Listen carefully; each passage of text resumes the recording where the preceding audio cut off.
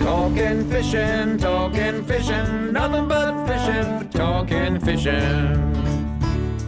If it's facts about fishing that you want to know, then tune in, folks, cause this is the show. We'll show you all the right bait to use, so sit right back, you got nothing to lose.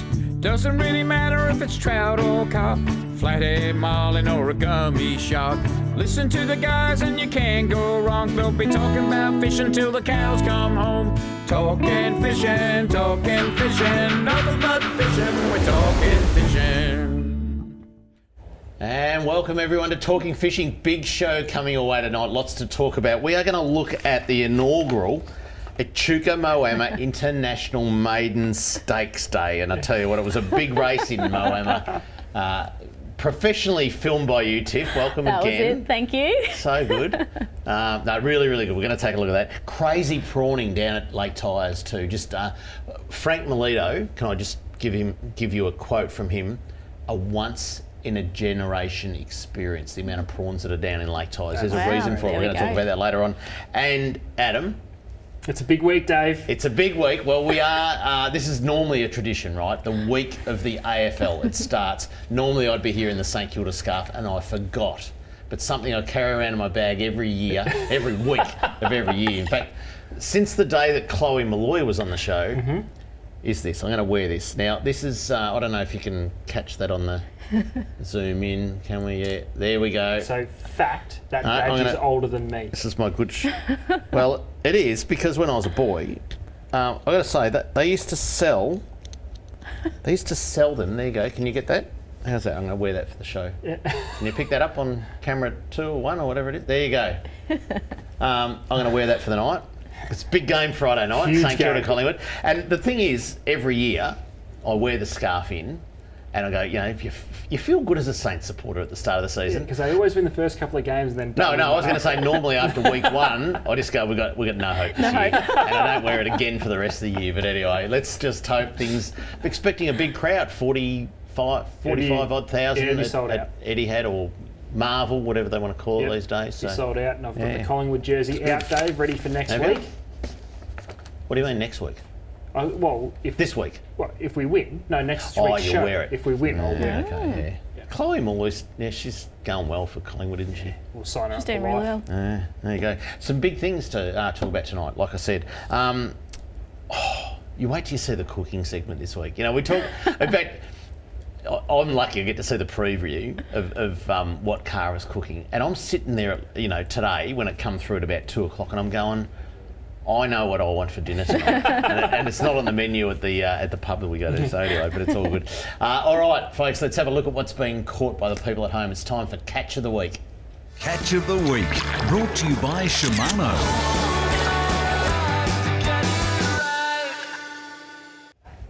All right, got an email on this one. Ooh. And it says, "Hi, David. Photo attached of a 70 centimetre, 2.42 kilogram blue spot flathead." Have a look at this. That's a good one. Caught by Lindsay Bull. He's 87 years old and it was caught on white gear. Nearly lost it at the side of the boat when it ran around the burley pot rope, but fortunately dropped into the boat when the hook broke off as we lifted the rope and line on board. That's from Don Newman. Now, Don met Lindsay. Don was actually in high school while Lindsay was still in primary school. And, but they became friends through, footy. Through being old. And it's good to see Donnie taking out Lindsay on the I hope I'm still fishing at that age. Yeah. 87, that's good effort. All right, let's have a look at some other photos. Anthony Torpy, lovely gummy shark off Mornington. It's a good one. Yeah. Nice. He looks so happy. He looks so pumped to catch that too. Anthony, he takes a great photo, Anthony. He's a regular viewer, regular sender in a... Good fish. That's beautiful. Great job. Little male there. It's good to see. All right, let's get further down the bay off Rosebud. Some lovely King George whiting at the moment. Margaret Whitworth, have a look at this one she caught. Marg, great fish. That's a great fish, I heard she outfished everybody on the boat, David. Just saying. She did. Yeah. Good on you. All right, Mark, off with you. Steve Baird, have a look at Steve's 50 centimetre yank flathead. also known as the blue spot, caught by old mate. Oh, are they the same? Same thing. There you go. There you go. Yeah, Was that land-based or?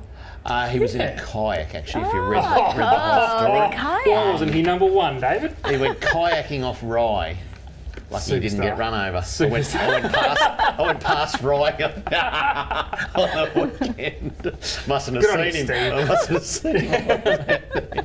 He'd already bagged out and was back in by the time he Oh dear. Isn't it funny? Yank flathead, blue spot flathead. Oh, yeah, there's just So different many names different down ones.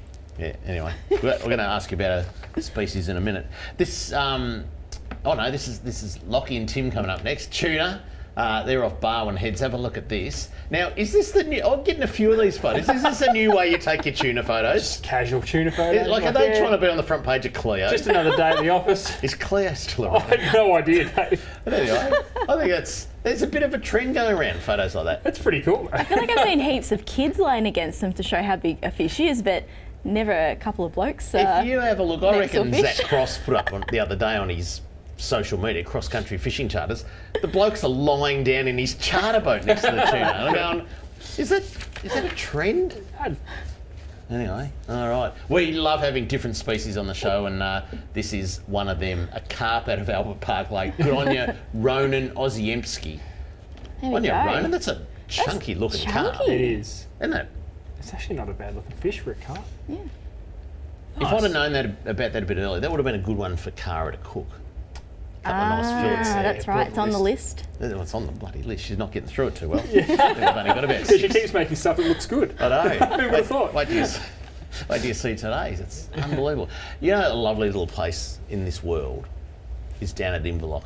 Have you ever been to Inverloch? My dad's actually from Inverloch. Is he really? Yeah. Nice. Wow. There we go. I bet your population's grown since he was a kid Definitely. there. Yeah. Anderson's Inlet. What a lovely place. And Terry Shelley got down there and got a 54 centimetre flathead. Very nice, Terry. Good on you. Good job. Fish. That's No, a lovely flatties come to fish. play. It's good. People say, why are people sending in a lot of flathead? Well, there's nothing wrong with showing a good flathead. Yeah. That's right. And they're actually getting to decent size. For Yeah. a long time they were Yeah. tiny. Absolutely. Ads.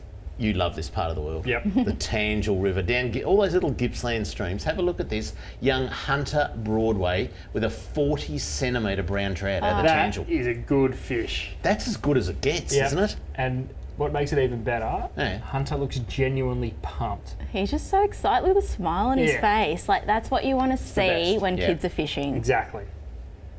You reckon Great that's fish. a smile. You want to see the Yabby Cup coming up. Or Achuko Moana International Maiden Stakes coming up. All right, the trout get bigger at the Eildon Pondage than the Tangel River, and Daryl Butler found that out. 9 pounds of it. Have a look at this. Oh, Oh, jeez. Is that a good looking fish or what? That is massive. Great fish. That's an incredible looking fish. You'd be happy with that, wouldn't you? Oh. Oh, yeah. No catch and release there. Great job. Now, Brett Geddes, our good friend down at Gippsland, Yep. he writes in, he goes, this is from Brett in Sale. Well, we know Brett, we know you. The 90, as if it was going to an anonymous email, the 90-mile beach continues to provide the best fishing in over 30 years. This 55 centimetre snapper caught by Brian Lazaro, have a look at this, was one of 11 caught during 2 busy morning sessions near Golden Beach over the recent long weekend. This is the hottest spot in Gippsland right now. There are so many snapper to 70 centimetres and also plenty of gummies around 4 foot long. Big trevally, flathead tailor and even a few large whiting all landed from the beach. No drone, no paddling out, nothing. Just a couple of surf rods getting That's these Love fish. it. That's exciting. 70 centimetre snapper off the beach. Yeah, What the? So the snapper fishing off the beach at the moment at 9 Mile Beach is better than what it is in Port Phillip Bay. Wow. How good's that? There we go. It's incredible. It's not going to be a hot spot tonight, Brett. The prawns are going off. And it's just the way it is. And down at Gippsland as well, have a look at this. Paul Slater, a 42 centimetre blue nose brim from Lake Tyers. Now, blue nose brim? It's black brim. Is blue nose actually a species, or is that just I what don't they think call so. it? I don't think so. It's actually got a bit of a blue That's nose. right. it's Yeah, you very do. dark Some of those, profile. some of those estuary black brim do get quite a blue nose, and they look unreal. Because they're cold. Might be. Or the environment. The environment. Well, Lake Tyers, pretty brown water down there. Yeah, it's very dark. Very dark Yeah. Brim. That's been up in some brackish water for a long time. Yeah. There you go. Great stuff, Paul. If you would like to send in a pic of your catch of the week, this is what you have to do.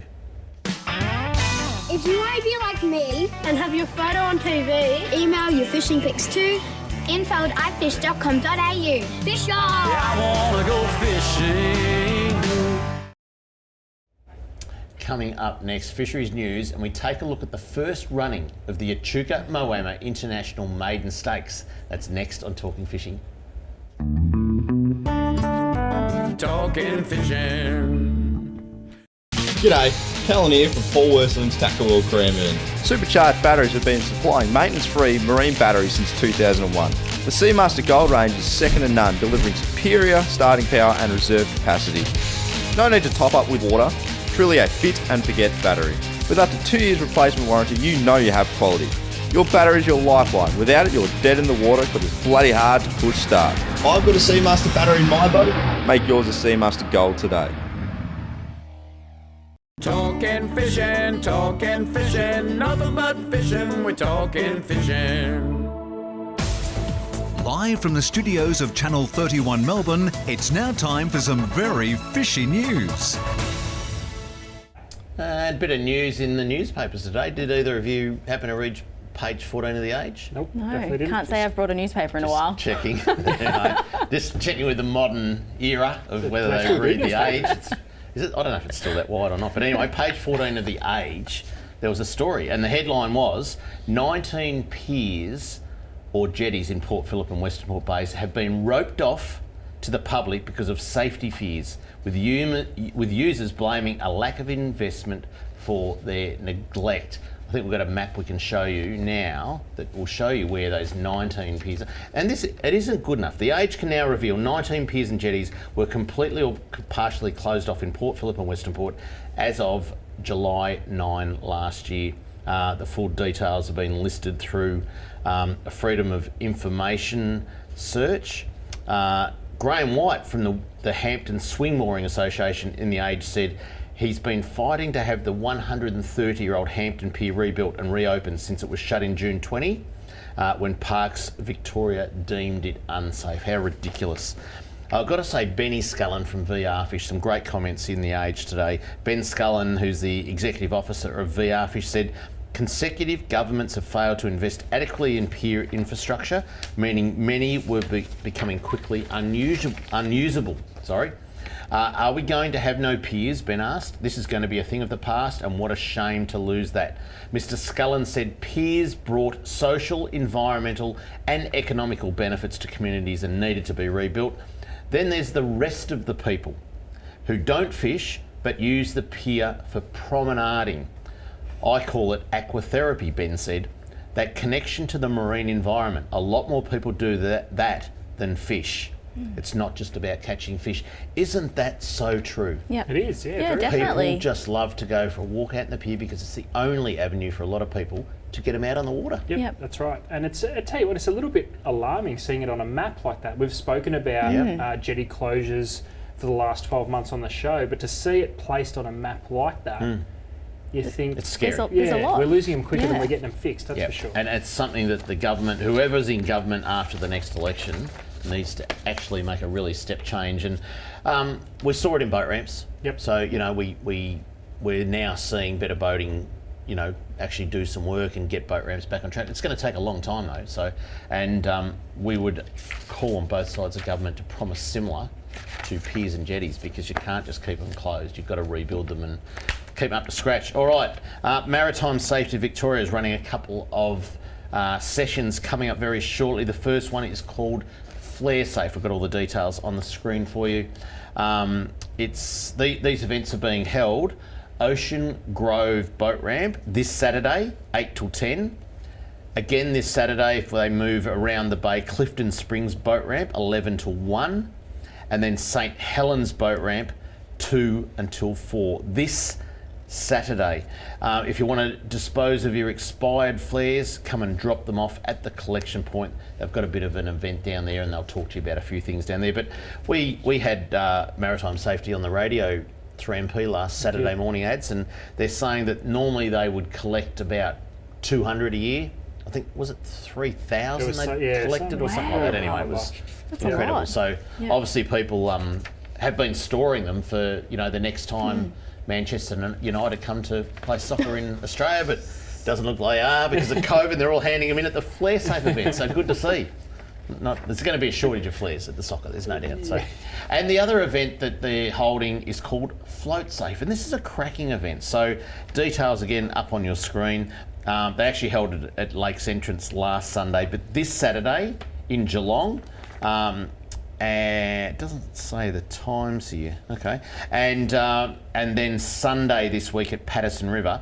If you have an inflatable life jacket, you can go down and get it's a free education clinic hosted by Maritime Safety Victoria. Learn how to self-inspect your inflatable jacket, and just by attending, you get a $30 gift voucher to your local bait and tackle shop to spend on safety gear. Yep, it's a good one, Dave, because I think I have been on record saying the best way to look after your life jacket is to throw it out after 12 months and buy another one. Now we can actually find out how to service them, so you don't have to do that. I would never have known you go. had to actually service a life jacket. Yep. Yeah, I would have just every done 12 that. I would have just got a new one. Yep. So, But you great. can now go to a clinic on this weekend at, what did I say? Geelong. Clifton Spring. Oh yeah. Oh, I put the Geelong, wrong then one. Paddo. Geelong and Paddo. Geelong Saturday, Patterson River Sunday. There you go. All right. I'll tell you what, another big event that occurred on the weekend, Tiff, was That's the it. Achuko Moana International Maiden Stakes for 2-year-old Yabbies, no rider required, run over just over a metre. Yeah. Some had claws, some didn't have claws. They were all different colours, but Now it was you've so actually much videoed fun. it, but we're going to watch that in a minute. Yeah, but I That's thought awesome, but- to start we might actually go through some of the names because I know we did call out for some people to name the Yabbies. So just a few of them. We've got KTM, like the bike. Oh yeah. Clawface. You picked this one ads last week. Pinchy. Spider-Man. Spider-Man. There was Nipper. We had Nipper 1 and Nipper 2. Thunder, Lightning, like there was just You great missed, you names. missed the best one. Yeah. Which was the best one? Nathan. There's one called Nathan. There's one called Jeff. Jeff, there's Rex. Who would call their Yabby that? Jeff and Nathan went head to head in. Jeff and Nathan, I bet, were Race losers. 2. Anyway. So yeah, but I will read out the winners actually Yeah, who because won? we weren't sort of sure how long the race was going to go. It was either going to be a 5-minute race or a 20-second race. So, Yeah, 2 hours. so we had number 1, which was a young girl Chloe with a Yabby named Sprinkles, 48 seconds. So that actually That's a course record. that was just nailed it. Coming in second was little Georgie. I think she's 3 or 4 with her Yabby Frankie, 57 seconds. And number 3, another little girl, Stevie. So the girls pretty much took out this race with her Yabby Octopus at 59 seconds. Yeah, so it was an exciting finish. It was a photo finish for second and third. it So was a cracker. So Well, it's all about Exciting photo finish. It's all on video. Let's have a look.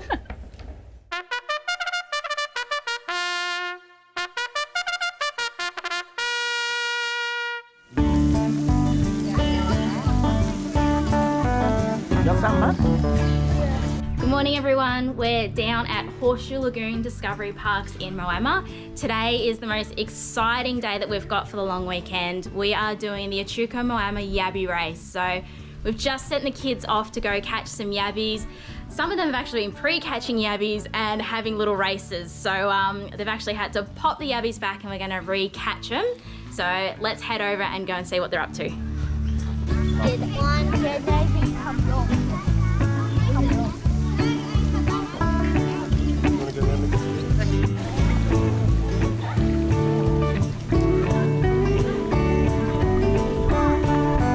Have you caught any Yabbies yet? No. I had one, but I lost it. You lost it. Oh, keep trying. And are we hoping to catch a Yabby today? Yes. Yeah, and it's going to be the biggest or the smallest? The small ones are the fastest, I reckon. But medium size could go well as well. Yeah. We'll have to wait and see. So stay tuned. We'll see if these guys catch a Yabby. Go. This is probably the best marquee cabin spot Hello. Say hi, everyone. In front of us today. That's it. And I believe we've got a grandson out. Is that right? Yeah, Xander out there catching his first ever yabby. That's Trying to. And he's got Dad. Is Dad helping there today? Yeah. Yep. And I believe he's a big Spider-Man fan, so I think the yabby might be called Spider-Man. I can guarantee it'll be called Spider-Man. Very good. Well, you've got the best spot, I guess, in the park to watch today. So enjoy, ladies. Wow. Been sitting there all morning, go away for 5 seconds. Yabby, can't believe it. Kids have caught a yabby. Kids have got one. Well done, kids. What do we got? A small yabby. Small yabby. What do you reckon? Smallest could be the fastest? Yeah. My name is Lily and I'm 7 years old and my yabby's name is called Sparkles. Sparkles. Good job. Well done. And who have you got with you today catching yabbies? My mum. Your mum. And is mum an experienced yabby catcher? Am I good at it? We're getting there, aren't we? It's good to see some girls out fishing. This is Hudson. He's 2 and this is his first yabby catch. And we're going to name this one Feisty. And who have you got helping you today? Your dad. Is Dad a champion yabby catcher? No. No? That's no good. Hopefully Dad will give you a hand and we might be able to catch a yabby. And what would you call your yabby if you caught one? Lobster. Great name. Good. What are you using for bait today? Meat. Meat. And if you catch a yabby, what are you going to call it? I'm gonna call it. I'm gonna call it Joey. Okay. Number one. There we go. What's the job? Here we go. Yeah. Well done, guys. Excited! Yay! Who thinks they've got a winner? So we've got 36 yabbies and it's going to be the first 3 to the line. So let's get excited. Thank you, Matt. Ready? We're going to do a countdown. 3, 2, 1. Go ready one. Go ready one. Go ready one. Go ready one. Go ready one. Oh, we've got some fast ones. This one's number 36. 36.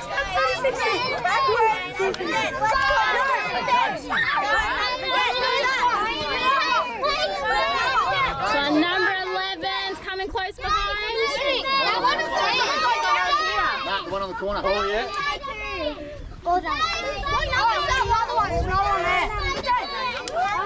Oh! He stopped! Oh, it's been hard to read that number. We got a winner! Number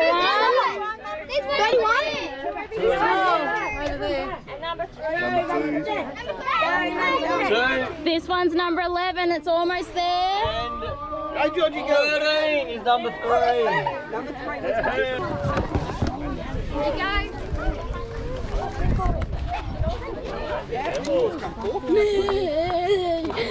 Thanks for fishing. Oh my god, I'm so sweaty. So we've finished the yabby race. It has been an absolute success down here. Thanks for all the families, the kids, to my wonderful partner Matt for helping out. I definitely got bitten by a yabby. I know Matt almost lost a few fingers, but we all had an amazing time. So thanks to everyone at Discovery Parks, at Horseshoe Lagoon, Victorian Fisheries Authority, the crew at Talking Fishing, Channel 31, and we hope to see this race again next year. Tiff, well done. That's awesome, Tiff. That was so much You fun. nailed that. Yeah. And you know what? It was like 30 degrees by the end of it. I was like, oh, I'm just so sweaty, like running around. And That is so good. Now, I'm tipping that the first kid you had on was a Collingwood supporter. He was missing a couple of teeth there. Yeah, he'll be pumped. Born that way, I reckon. Yeah, he'll be But anyway. pumped come Saturday morning. After the Well first win. done. Well done, Tiff. it was good fun. It was good. It looked awesome. Coming up next, product of the week, and we head into the kitchen with Cara. That's next on Talking Fishing. talking fishing.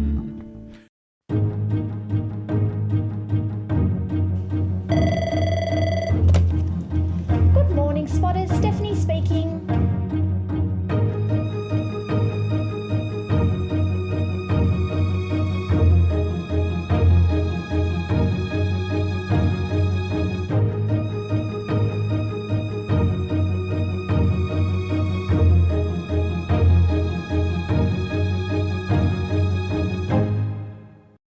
Product of the week, brought to you by Tackle World. Talking fishing, nothing but fishing, we're talking fishing. Welcome back to Talking Fishing, and product of the week this week are a brand new pair of sunnies from our great friends at Spotters with the new brown sage halide glasses. Now, rather than me have to wear them, as we've have to do in the past, You look cute. these are for the ladies. So Tiff, if you would kindly put those on, please. Thank you. So these come exclusively in the Haloid Lens, which would have to be the most versatile lens on the market, and they also complement the frame very well, as the frame is also brown. So they're quite like a vintage style, and they're They're a comfy. throwback, throwback. to the I 70s, like Sage. it. Yeah. yeah, isn't it funny They how are this stylish. fashion They thing are. rolls around? I know. Not just for fishing, but like every day, you know, wear as well. So Yeah. Well, I like think it. in They actually recent look really good. times, that's where spotters have dominated. They've been able to make comfortable pairs of glasses Yep. to fish in that you also don't mind driving, going to the That's it. supermarket, going Yep. about your day-to-day life. So Well, tell us about the Haloid Lens. So Haloid Lens is, again, the most versatile lens. So it's on an amber backing, which does have colour enhancing properties, but being halide, it is also photochromic. So it changes tint as the sun levels change. So again, versatility. You can use them in the freshwater or in the estuaries with lots of cloud cover to brighten up everything just that little bit. But if you're going to take them out into the boat in the blue water, or you're going to be in the car driving and the sun's really high on a clear day, they will darken up that little bit, so it's not too full on. And over recent times, halide has become the #1 lens in the range because of that versatility. So great. that's Sage, brand Love new it. one. Gonna have Easter to get me a coming pair. up. Oh, no, Mother's Day. Mother's Day. But I say, get in now because these are very limited and hard to get. Yeah. Definitely going to get me a pair. But how about the case? Yeah, oh, Like, yeah, they've got all that's that. just That's a nice amazing. case. It's a nice case, not just your Little standard. cleaning Get cloth it. in there too that Love the it. ladies might actually use, because Yep. for us when we I use mine. I lose mine I use straight mine. up. But seriously, get them now because they'll be gone soon. And Mother's Day coming up. Don't leave it. So these Don't are leave go- it like me with my presents. These are going into the standard range though. Oh, they They're not are, just limited but edition. you have that rush at the start, Yeah, and then you exactly. can't get them because they've got to make all the other glasses as well. And I'm just saying, Mother's Day, don't be like me and shop Last the day minute. before every event. Get the Mother's Day present now. You'll be so organised. There you go. So Don't just stress in May. get amongst it. All right, let's head into the kit. I'll tell you what, like I said, I watched this one, and you're just going to go, you could use it on any fish, you could use it on any meat. This is a recipe to die for, and you'll be, whatever the word is. Have a look at this Cara in the kitchen.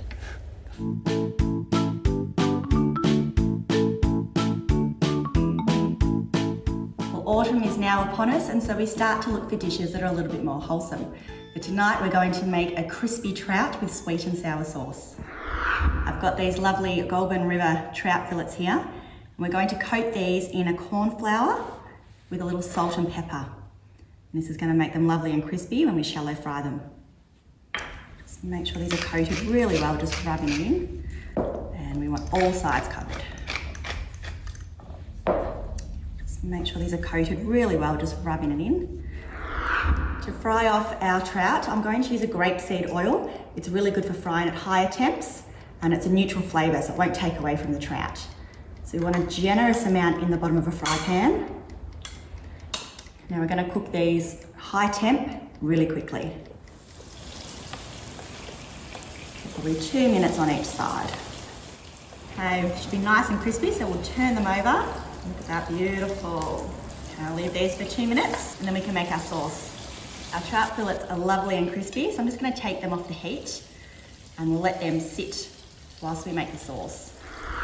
So for the sweet and sour sauce, I've removed most of the oil from the pan, just reserving a little bit, and in with some sliced red onion. We'll just saute this off. We've got a little bit of colour on our onion, so I'm going to add in some sliced capsicum. And we'll just give that 30 seconds to a minute to cook through. So we've got some lovely caramelisation on our veggies here, so we can start to add the components to make our sweet and sour. So I'm going to add in some soy sauce, tomato ketchup, Chinese five spice, some brown sugar. I'm just going to stir this through and let that sugar dissolve. And once that's all cooked through, we can add in some white vinegar. It's becoming lovely, syrupy and thick, gorgeous golden brown colour. The sugar crystals look as though they're nearly melted. So in with some vinegar, and let that come back up to heat. And I'm going to add some pineapple juice. And we'll let this simmer for about 2 minutes. Now to thicken up the sauce, we're going to make a little paste with corn flour. So into some cold water, going to add the corn flour, and we'll mix it here separately before putting it into the sauce. This is going to make sure it's smooth and that we don't get any lumps in our mix.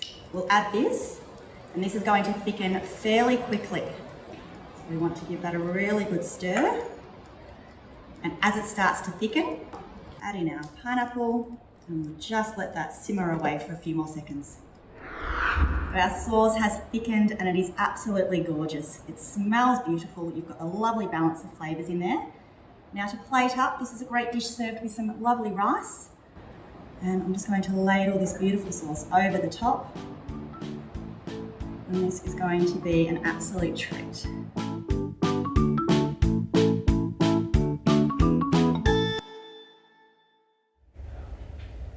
Amazing. It's a good one. Yeah.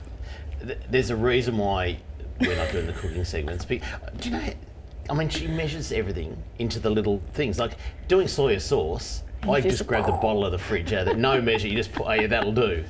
There's a reason why we don't do the cooking segments. But can I just say that I reckon I'm on par with the rice, because that looked like a microwave thing. You know, you just microwave. Oh, there's, yeah, Do you it comes in reckon? a little... Nah, Cara's too good for that. She wouldn't be microwave. Looked the same as mine. Straight out of the microphone, but anyway. Well, that's awesome. Oh, awesome. I love the recipes and licking my lips. Coming up, Kramer's Mailbag, and we take a look at the crazy amount of prawns being caught at Lake Tyers. That's next on Talking Fishing. Talking Fishing. G'day, Callan here from Paul Worsland's Tackle World Cranbourne. Supercharged batteries have been supplying maintenance-free marine batteries since 2001. The Seamaster Gold range is second to none, delivering superior starting power and reserve capacity. No need to top up with water, truly a fit and forget battery. With up to 2 years replacement warranty, you know you have quality. Your battery is your lifeline. Without it, you're dead in the water because it's bloody hard to push start. I've got a Seamaster battery in my boat. Make yours a Seamaster Gold today.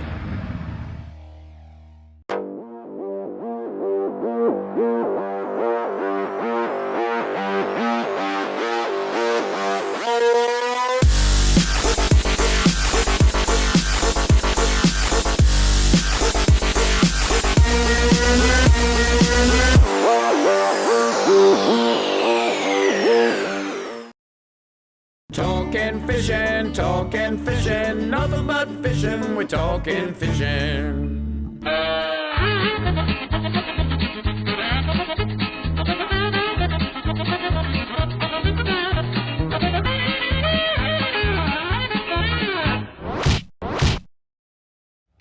All right, a little bit of mailbag coming up, but just before that, a bit of social media comment saying we should change that to get on the piers. Oh, Hey? I like it. The bloke there should be getting back on the piers. You can't, they're all shut. And people saying good to see the beers back on there, but Cara's in next week, isn't she? You're having a week off. Yeah. Yeah, the beers will be banned. When Cara comes in, things get dangerous, so going to watch that. Anyway, bit of mailbag here. This is, what's his name? Ken. Ken sent us some pictures, actually, down at Malakuta a week ago. Now, apologies, Ken, we couldn't get these photos on because they were sent in a little bit late last week to get on the show, but have a look at Malakuta. This is what happens when you get a bit of flood water coming down the system. That's Malakuta's main boat ramp.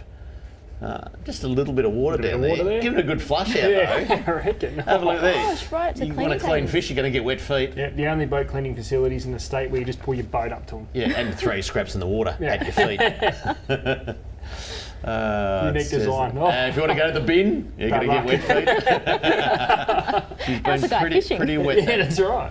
You feel, and people are still suffering from all the floods, obviously, New South Wales and southeast Queensland, and just goes to show it's crept into Victoria as well. Yep. A lot of water coming down the system. I reckon that Malakuta is going to go nuts for Brim in winter. Oh, well, it already started to pick up. Absolutely nuts. This is a good news story. Now, actually got a bit of news on this guy too. This is from Don Newman from Donnie. Western Port Angling Club. Don, who do we have on Catch the Week earlier on? That was Lindsay Bull. Don just clarified. Don used to be his teacher when he was at primary school. So Thanks for clearing quite a bit that up, older than 87. Yeah. But anyway, Don sent us these photos in the wheelie bins. This is yesterday on a public holiday. I want to know who is being paid. The wheelie bins were installed today. Hopefully everything will be open later this week. That's the Hastings fish cleaning table. There you go. Haven't the VFA done a great job? It's great. I wonder Plenty if they of paid someone room. double time and a half to put those wheelie bins there yesterday. Anyway, looks awesome, doesn't it? It Really? does, yeah. There's just heaps of room, so I reckon if there's any design faults, Don's going to get hate mail because he rides those people. And, it's just absolutely fantastic facility. How good's that? Yeah. I reckon they're going to set the standard. I like it. Yeah. All right, this one's. I don't reckon this is good. This is not good. And I don't know what to do about it. But this was an email sent from Sid it got sent to Travis and myself. And it says, "Hi guys, just letting you know how disappointed I am with Goulburn Murray water. I fly fish the Goulburn about 4 times a year, and I headed up there with fellow fisho friends and some partners to enjoy the long weekend in rural Victoria. On Thursday, the flow below Eildon Pondage was around 3 megalitres at a height of 1.6 metres. On Sunday, the flow had increased to 7,000 megs, more than double, and a height of 2.2 metres. This is an increase of 4 megalitres per day and a height increase of 0.6 metres in a matter of days. Tell you what, you wouldn't want to be camping on the banks, would you? That's right. The river now has the clarity of the Yarra, and the banks are now further eroded, affecting habitats of fish, bird life, platypus, insects, etc. The river is unfishable due to the raging flow rate and is seriously dangerous. I thought there were environmental safeguards in place to stop a massive increase in flow or super low levels over the winter months. Unfortunately, it all comes down to dollars.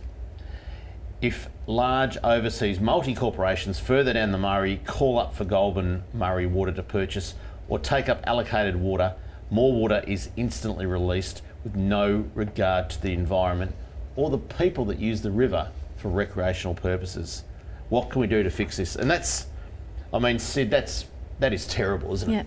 And I reckon it happens so often, and generally it's around like holiday time. It just Why would they do feels that? like Yeah, the it water doesn't levels just go up and down. I said to you, Ads, the other day that I reckon the March long weekend is the best long weekend of the year. Yep. Like the pressure of Christmas is gone. Easter can sometimes get a bit cold. Daylight savings is over. You look at Melbourne Cup and it can be raining and freezing on Yeah. that day. I reckon the March long weekend is the best long weekend that we get in Australia. Yep. And here it is, this whole region from Eildon probably through to about Shepparton, absolutely destroyed. The fun has been taken out of it by Goulburn Murray water. And I tell you what, you ought to have a good look at yourselves, you people at Goulburn Murray water. Take a good look at yourselves and go, how about a bit of respect for people that want to enjoy that river for a bit of recreation? It's just not on. Anyway, thanks for that. Sid, if you would like to write into Kramer's Mailbag, this is what you do. Send your mail to Kramer's Mailbag, PO Box 734, Patterson Lakes, Victoria 3197, or email kramer@ifish.com.au.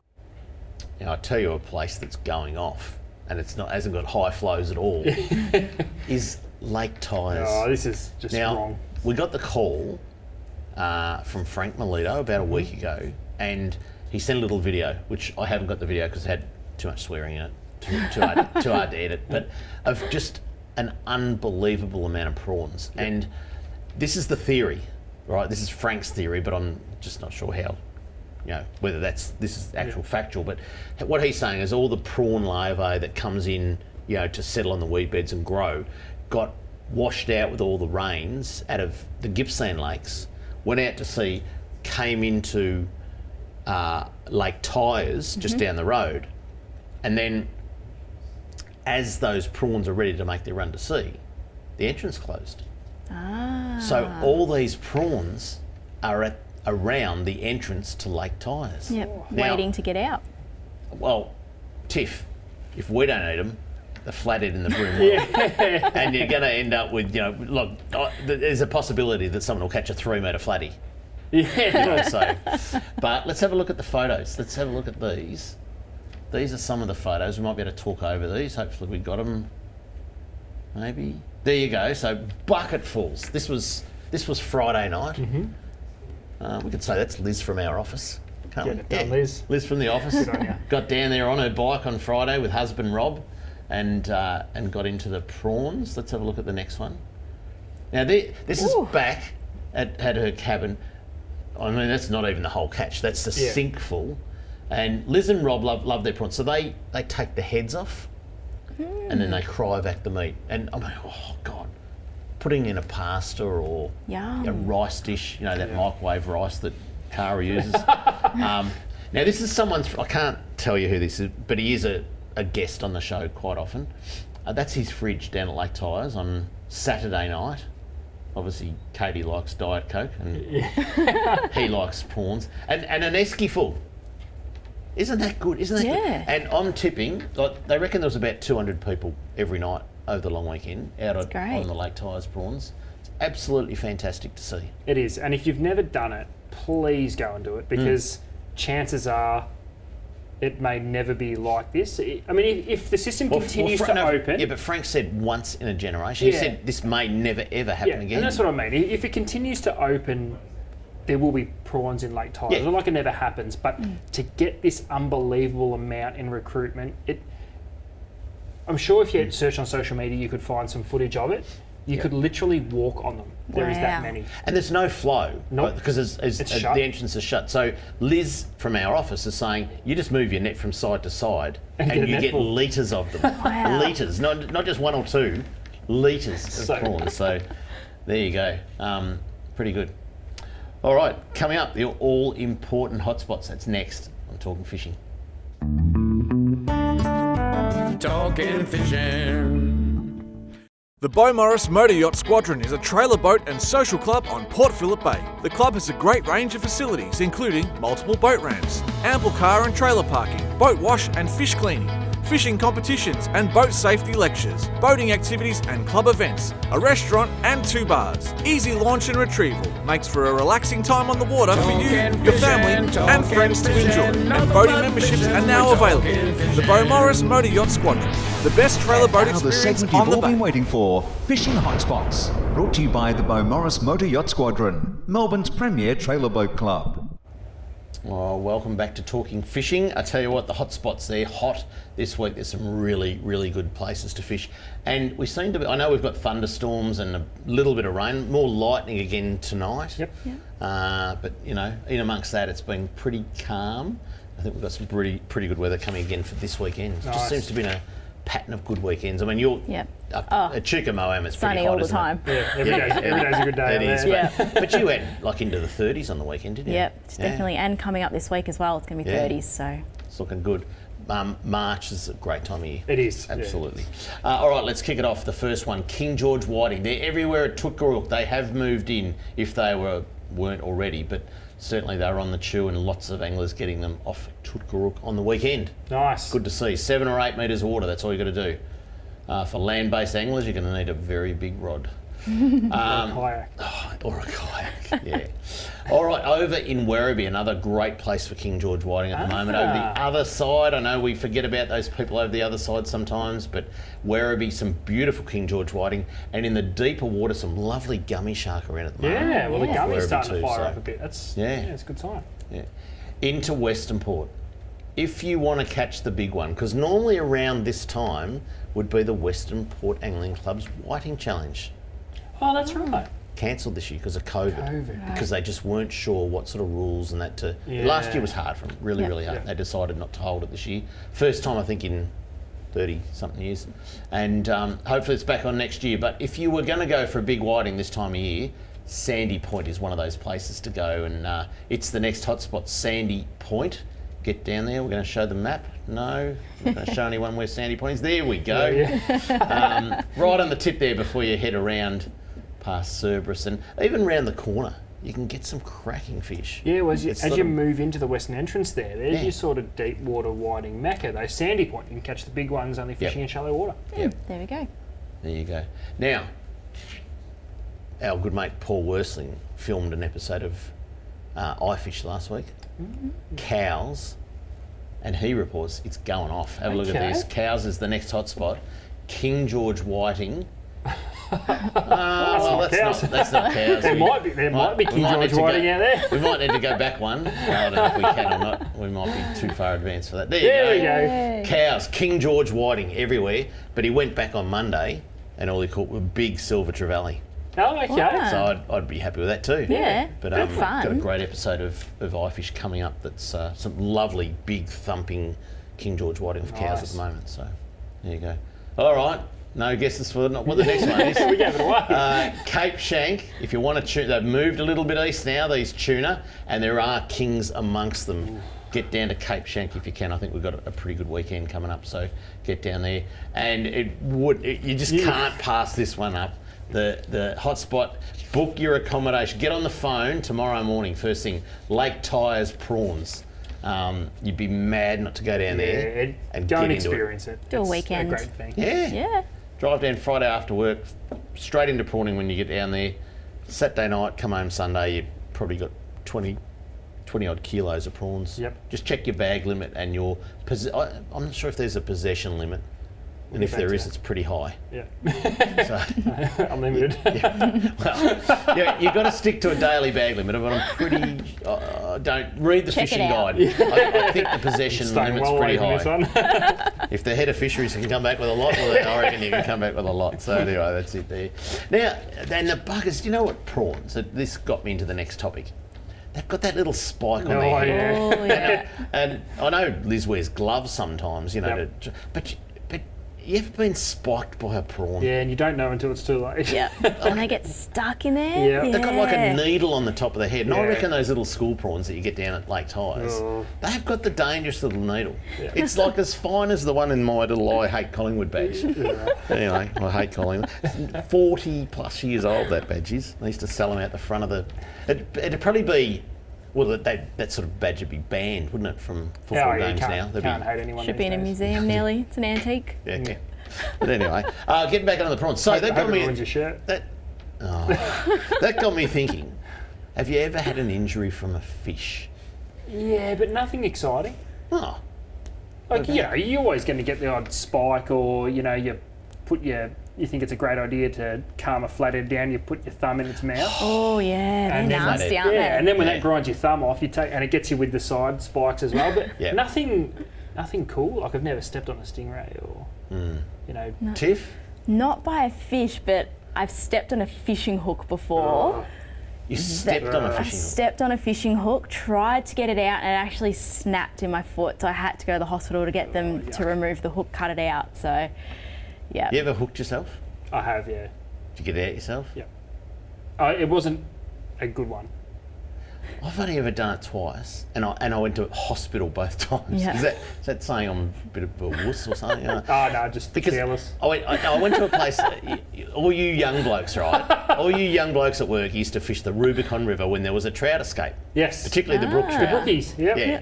And so I went down there after I think Jared and you had been down there or whatever, and I catch this beautiful brook trout, like a big brook trout, on a spinner. Yep. Right. I lost him. Right. No, in fact, I reckon the knot came undone to the spinner. So he's got me spinner, right? So I'm tying a new spinner on, And it must have been the knot between that. Wouldn't have been an FJ knot or FG knot or whatever you bloody call them. Anyway, yeah, that's right. So he's got the leader and the spinner. I'm tying the braid direct to a new spinner. I'm pulling the knot. The treble goes into my finger, and I look at it, and I'm about 2 kilometres from the car, and I go, I'm not getting that out. So I cut the line. I walk back to the car, and I had pliers in the car. So I grabbed the pliers, and I'm trying to pull it out. That barb, it's not coming out. It's not coming out. I drove to Alexandra Hospital. Well, they don't do much in Alexandra Hospital. In fact, I had 3 nurses, just to my finger, and they had to needle me and knock me out in the hand. Got it out and all that. You know what I did? Went back to that one bend in the Rubicon River and I caught that trout. It was still sitting in the pond. Same trout. Yep. You got your spinner back? Got my spinner back. I got him. And I thought, you bugger. There was like 3-hour break because I had to go to Alexandria and back. You necked him, didn't you? Yes, you bet I did. As if I don't neck every fish. So, but the old flathead spikes, that's a classic, and it's from the gill. And snapper are bad for it too. Those first 2 on the dorsal spine, they snap them off. Pointy. Yeah, it's no good. Yeah, no, it's no good. I'll tell you what, great weather, as we said, coming up, and just look after yourself with your fish because it's a dangerous business, this fishing stuff. Get some gloves. Particularly those, if you are going on the prawns, just watch out for those little needle spikes. And then you start delving into Yabby races and they'll get you too. That'll do it every time. Hey, that's it for Talking Fishing. Hope you enjoyed the show. Now, only 2 more full weekends of daylight savings and it's all over. So make the most of it. Isn't that a disappointing fact? Yeah. 2 more whole weekends and it's all over for daylight savings. So there you go. Till we see you again next Tuesday on Talking Fishing. Please stay safe on the water and enjoy your fishing. And go Saints! Go Bombers! Talking fishing, nothing but fishing, we're talking fishing. We got all you need, just take a look. Watch those fish jump on your hook. So just relax and take your time. Enjoy the show, then drop us a line. Talking fishing, nothing but fishing, we're talking fishing. Talking fishing, nothing but fishing, we're talking fishing. Talking fishing. Have a good weekend, Mr. Walker. You too, son.